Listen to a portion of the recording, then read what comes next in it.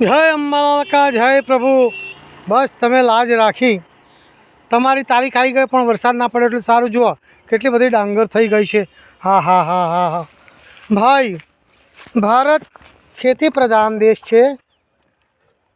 ભારત ખેતી પ્રધાન દેશ છે અને ખેડૂતો ના પકવે તો શું થાય? તમે વિચાર કરો કે સોનાનો ભાવ કેટલો બધો। 10 વીઘા ડાંગર વેકે તોય લગનની જણસો ના થઈ રહે, એટલો બધો ભાવ છે સોના ચાંદીનો। તો આ ખેડૂતો બિચારા શું કરશે?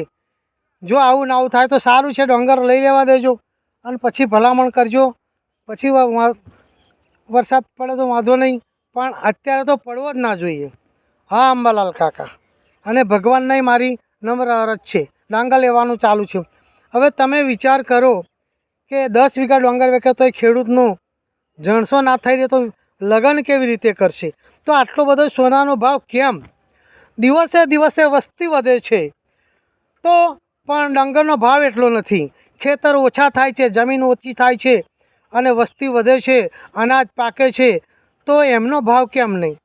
અને સોનાનો આટલો બધો ભાવ હોય ડબલ, એ 50-60 હજારના સીધા લાખ ને 1.5 લાખને, આ તે કેવો અન્યાય કહેવાય?